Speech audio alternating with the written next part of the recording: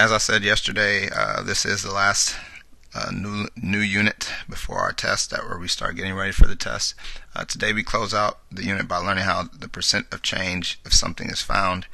This skill is very simple. You just need two basic observations.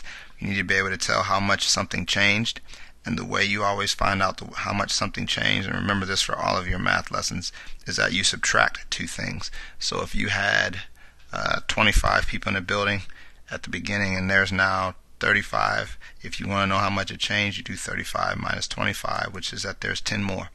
If there were 16 people in the building and now there's 8, if you want to know the change, you do 16 minus 8, which is 8. But you take the two numbers, subtract them. That's how you find the distance, or how much something changed. So again, subtraction is going to be our first part, and observation should be used just to find the original amount. But that's the two things you need. If you can answer those questions, then you can find the percent change of anything. Keep in mind, the way to find the percent of change of something is to subtract. I guess I overtaught that. The general format for finding percent of change is this. Take the amount of change, divide it by the original amount. It will give you a percentage. Again, this means divided by.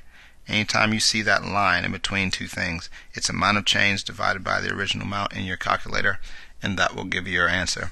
So this is a very brief lesson, but let's look at some of the problems for practice. It says in the beginning of the year there are 1,283 students enrolled in the school. There are currently 1,102 students enrolled. What is the percent change from the beginning of the year? Now, they do have percent increase, percent decrease, but the key thing here, I think you can figure out the increase or decrease part, is the percent change. So the first thing we want to do here is 1,283 minus 1,102, which is 1,283 minus 1,102, which is 181. So the difference between the two numbers is 180. And again, the percent change is the original, or the change amount, divided by the original. Well, the original was the beginning of the year.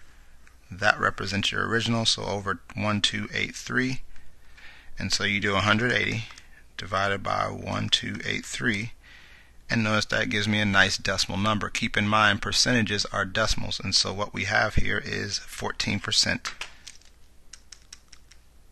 I'm sorry, 0.14. 1402 or whatever, but in the end that is, when you move that decimal, 14%.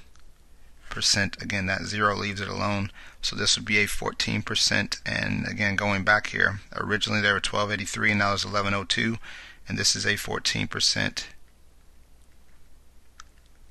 decrease. So if they ask you that, it's a 14% decrease, but the overall change, percent of change, is 14%. So again, take the difference between the two numbers, or what the change is, divided by the original. That gives you a decimal. Turn your decimal into your percentage. Use your observation skills to determine whether it went up or down, and that's that. Second one says the original price of an item was $67.99. After a season of not being purchased, the new price was $48.50. And so again, it wants the percent change. Again, you want to take whatever your two numbers are, so $67.99, sorry, it's a crazy looking 9, minus $48.50, and you get $19.49. Again, this is the change amount, so $19.49 divided by the original. Going back, it says the original price was $67.99. And so you divide those two numbers to find your percent change. 19.49 divided by 67.99 gives me 0.2866. And again, if I'm cutting that off as a percentage, that 6 bumps it up to be 29%. And again, looking at the price, it was $67, now it's $48, so this is a 29% decrease again, because the price actually went down. Alright. Last one says a car was purchased with 49,500 miles. It currently has 68,200 miles. What's the percent change? You will learn over time that you're smart enough to observe certain things. Try to use that common sense to your advantage. Whenever you go to find the difference between two things, always do the bigger number minus the, not always, but for this section, do the bigger minus the smaller. We could do the other way, even if we did it that way. If we did 49,500 minus 68,200, we do get a negative number, but the bottom line is we really don't care about the negative. We're talking about an 18,700 mile change.